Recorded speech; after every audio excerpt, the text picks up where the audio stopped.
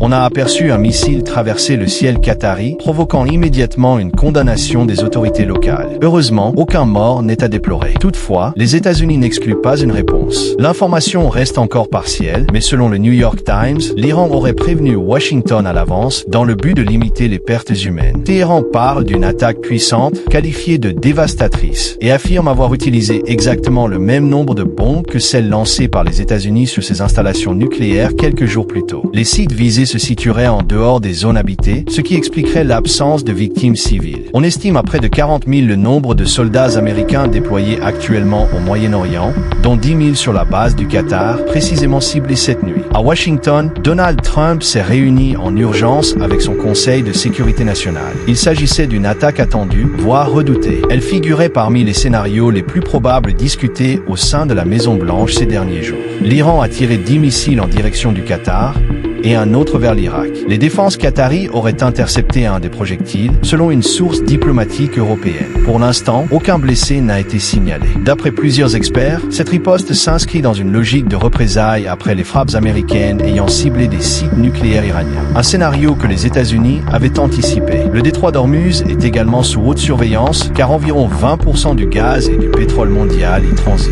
La menace de cyberattaques ou d'actions terroristes sur le sol américain est également prise très au sérieux. Le Conseil de sécurité, convoqué à 13h heure locale, n'a pour l'instant fait aucune déclaration officielle. Mais selon la porte-parole Karoline Leavitt, une communication de la Maison-Blanche pourrait intervenir dans les prochaines heures. Les États-Unis se disent ouverts au dialogue, à condition que l'Iran ne commette pas des erreurs, selon les mots du secrétaire d'État Marco Rubio. Toujours selon le New York Times, les États-Unis auraient été prévenus à temps, ce qui aurait permis de limiter les dégâts. Aucun détail supplémentaire n'a encore été confirmé, mais la Maison-Blanche pourrait clarifier la situation plus tard dans la journée. Ce qui est certain, c'est que cette attaque iranienne faisait partie des scénarios envisagés par Washington. Jusqu'à hier soir, les États-Unis se gardaient bien de parler de guerre ouverte avec l'Iran. L'administration Trump avait exprimé son soutien à Israël lors de ses propres frappes, sans aller jusqu'à réclamer un changement de régime à Téhéran. Mais la situation a changé. Sur son compte Truth Social, Donald Trump a laissé entendre qu'un renversement du régime iranien n'était plus une option à exclure.